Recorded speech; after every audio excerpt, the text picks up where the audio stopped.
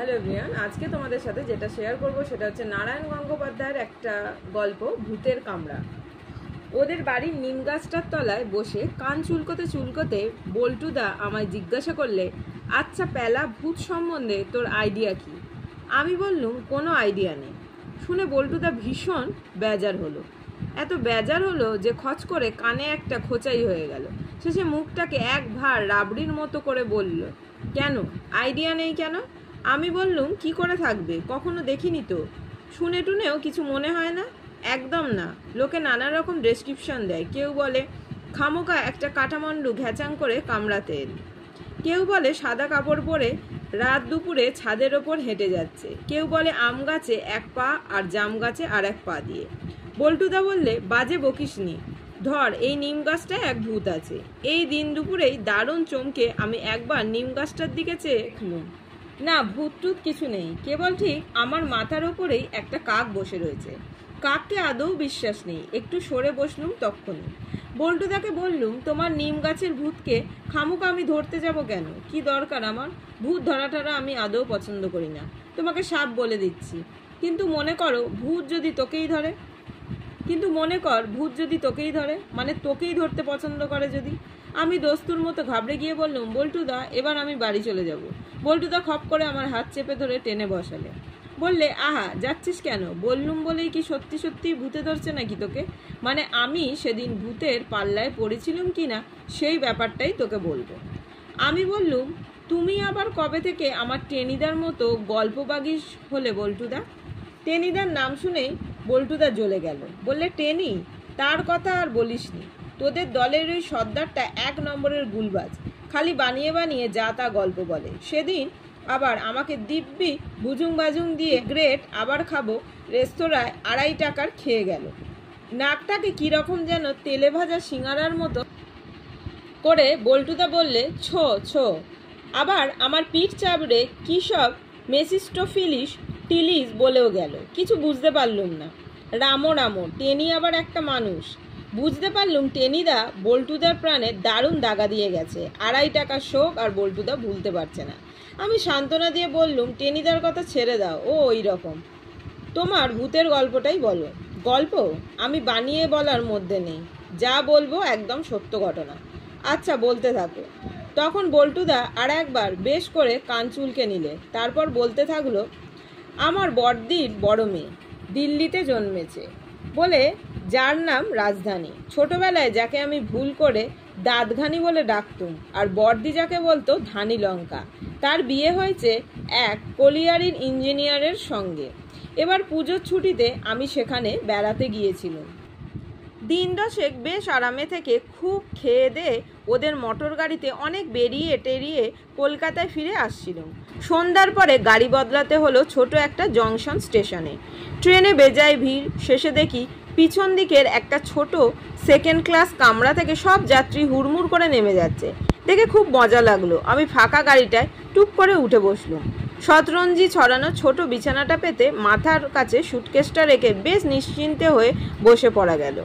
Train আরও প্রায় 20 minute এখানে থাকবে। আমি বসে বসে দেখতে লাগলো।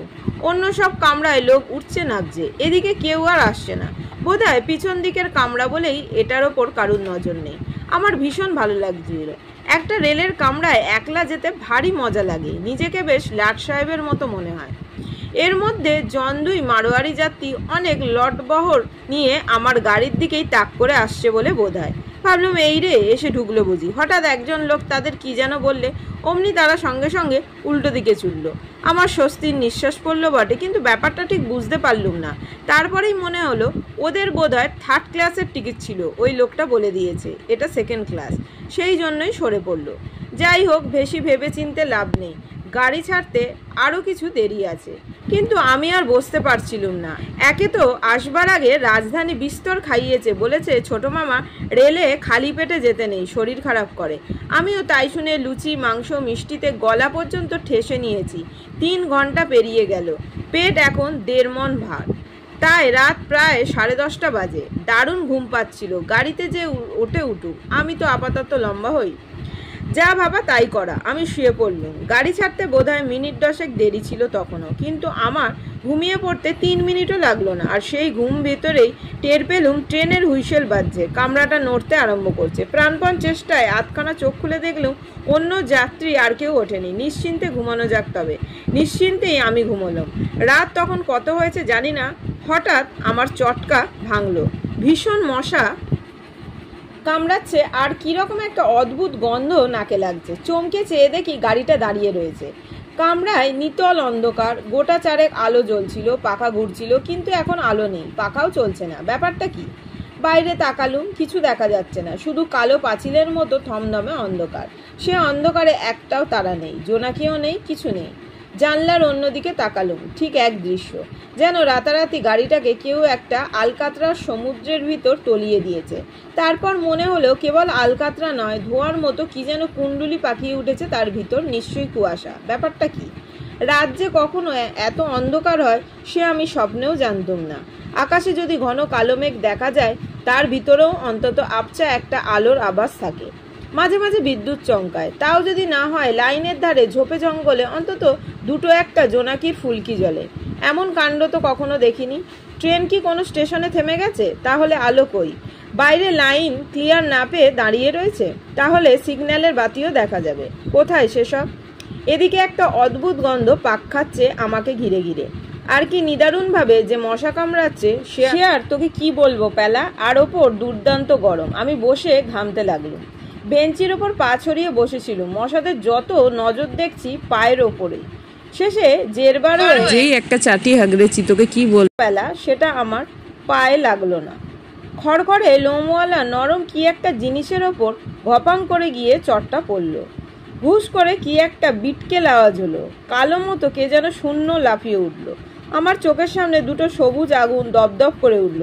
তারপরেই কি যেন ধপাস করে বাইরে পড়ে গেল। আমি বুঝতে পারলুম কামরার দরজাটা খোলা। উঠে বন্ধ করব কি, হাত পা আমার আতঙ্কে ঠান্ডা হয়ে গেল। কে এই কালো জীব? কি সে? ট্রেনের ভেতর সে আমার পায়ের কাছে কোত্থেকে এলো? কেনই বা চড় খেয়ে ঘুট করে লাফিয়ে উঠলো? আর লাফিয়েই বা গেল কোথায়? অমন অস্বাভাবিক দুটো সবুজ চোখই বা কেন? আর সে শোকে কোনো হিংস্র প্রতিক্রিয়া লুকিয়েছিল? তবে কি এসব ভৌতিক ব্যাপার? ব্যাস মনে করতেই আমার মাথার চুল খাড়া হয়ে গেল। এইবার বুঝতে পারলুম গাড়ির এই কামরাটা নিশ্চয়ই ভুতুরে। তাই জংশন স্টেশনে লোকগুলো সব হুড়মুড়িয়ে এই গাড়ি থেকে নেমে পালিয়েছে। তাই মারোয়ারি দুজনে গাড়িতে এসেও অমন ঊর্ধ্বশ্বাসে উল্টো দিকে দৌড় দিয়েছে। আর আমি এমন নিরেট গর্দভ যে এসব দেখেও কিছু বুঝতে পারিনি। এই মারাত্মক ভুতুরে কম্পার্টমেন্টে উঠে নিশ্চিন্তে ঘুম লাগিয়েছি। কি করব এখন? নেমে পড়বো গাড়ি থেকে, তারপর যেদিকে চোখ টেনে দৌড় লাগাবো? কিন্তু এই অন্ধকার, কোন দিকে যাব? দিক বিদিক দূরে থাক, নিজের হাত পা পর্যন্ত দেখতে পাচ্ছি না। আর পালাবো? চোর ডাকাতের হাত থেকে পালানো যায়, পুলিশের হাত থেকেও হয়তো যায়, কিন্তু ভূতের পাল্লা থেকে? ঘপ করে 30 গজ লম্বা একখানা হাত বাড়িয়ে ঘোড়ার ঘাটটি টেনে ধরবে। হঠাৎ টপ টপ টপাত মাথার ওপর কয়েক ফোঁটা ঠান্ডা জল পড়ল। তারপরেই বাইরে বিটকেল ছ্যাড়াছ্যাড়া আওয়াজ। ঠিক মনে হলো কে যেন একটা লম্বা পাইপ দিয়ে জল ছুটছে। শুধু মনে হওয়া নয়, ছ্যারাত করে কোত্থেকে একরাশ বিচ্ছিরি জল আমার নাকে মুখে এসে আছড়ে পড়ল। বাপরে, গেছি গেছি বলে আমি জানলা বন্ধ করে ফেললাম। সমানে সেই আওয়াজটা চলতে লাগলো। মনে হলো সেই অথই অন্ধকারে পেতনির বাচ্চা আলকাতরা গোলা নিয়ে হোলি খেলছে। আমি বসে বসে রঘুপতি রাঘব টাঘব গাইতে চেষ্টা করলুম। গলা দিয়ে গান বেরোলো না, খালি বু বু করে এমন যাচ্ছে তাই আওয়াজ বেরোতে লাগলো যে আতঙ্কে উঠে চুপ করে গেলুম। ভয়ে কাঠ হয়ে কতক্ষণ বসে আছি জানি না। জলের সেই ছ্যারছ্যারানি কখন থেমে গেছে তাও টের পাইনি। আচমকা সেই কালিঢালা অন্ধকার আর সাদা কুয়াশার ভেতরে একটা লাল আলো। বিশ্বাস করিনি প্যালা, শুধুই একটা লাল আলো ঠিক গাড়িটার দিকে এগিয়ে আসছে। জানলার কাচের মধ্যে দিয়ে আমি স্পষ্ট দেখলুম। আমার মনে হলো এক চোখা যেন একটা দৈত্য হাঁ করে চলে আসছে আমার দিকে। এতক্ষণ চুপ করেই ছিলুম। এইবার আমি বাপরে মা করে একটা আকাশ ফাটানো চিৎকার ছাড়লুম। আর লাল আলোটা যেন শূন্যের ভিতরে থমকে দাঁড়ালো। তারপরেই ধাঁ করে কোন দিকে যেন মিলিয়ে গেল।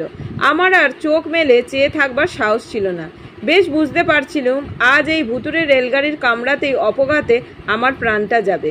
একবার গলায় হাত দিয়ে পৈতেটা খুঁজে দেখলুম, কিন্তু তাকে তো সেই 7 বছর আগে জামার সঙ্গে ধোপা বাড়িতে চালান করে দিয়েছি, এখন আর কোথায় পাওয়া যাবে? বেশ বুঝতে পারলুম আজ আমার 12টা বেজে গেল। আমাকে নিয়ে এই ভুতুড়ে কামরাটা যেন কোন নরকে গিয়ে হাজির হয়েছে জানি না, কিন্তু এরপর একটার পর একটা বিভীষিকা আসতে থাকবে, আমার রক্ত একদম জমাট বেঁধে যাবে, তারপরেই সোজা হাটফেল। বাড়িতে মা বাবার কাছে আর পৌঁছাতে পারবো না, এখান থেকেই সোজা ভূতের দলে ভর্তি হয়ে যাব। চোখ বুজে মনে মনে রাম রাম জপ করছি, এমন সময় বাজখাই গলায় কে বলল, ইউ রোগ। আতঙ্কে লাফিয়ে উঠলুম। অন্ধকার জায়গায় কোত্থেকে ঝলমলে আলো, আর সেই আলো ইয়া ঢ্যাঙা এক সাহেব দাঁড়িয়ে। আবার বাজখাই স্বরে বলল, ইউ রোগ তুম কন হে? ওরে বাবরে সাহেব ভূত। আমার রামনাম গিয়ে ব্রহ্মরন্ধে পৌঁছালো। আবার একখানা মোক্ষম চিৎকার ছেড়ে আমি গাড়ির মেঝেতে চিৎপাত হয়ে পড়লুম। বিশ্ব সংসার মুছে গেল। এই পর্যন্ত বলে বল্টুদা থামলো। আমি আকুল হয়ে বললুম, তারপর আর কি? ভীষণ যাতা ব্যাপার। মানে আবার কি? কামরাটা খারাপ, জংশন স্টেশনেই, সেই জন্য ট্রেন থেকে কেটে নিয়ে শেডের মধ্যে ঢুকিয়েছিল আমাকে শুদ্ধ। ঘুমের ঘোরে কিচ্ছু টের পাইনি আমি। জুত পেয়ে এক কুকুর আমার বিছানায় এসে উঠেছিল। গাড়ি ধোয়ার জল ছড়ছড় করে আমার মুখে এসে পড়েছিল। লাল লণ্ঠন হাতে একটা কুলি এদিকে আসছিল। আমার চিৎকারে ভয় পেয়ে ডেকে এনেছিল ওদের ইন্সপেক্টরকে, আর তাকে দেখেই আমার দাঁত কপাটি লেগে গিয়েছিল। আমি বললুম, পল্টুদা বললে, হ্যাঁ, আমি তোদের টেনিদার মতো বানিয়ে বানিয়ে গল্প বলি না, এ হলো রিয়েল ভূতের ব্যাপার। আচ্ছা, এবারে বাড়ি যেতে পারিস। এই বলে বল্টুদা উঠে পড়ল, হন হন করে নিজেই হেঁটে চলে গেল আলেকজান্ডারের ভঙ্গিতে।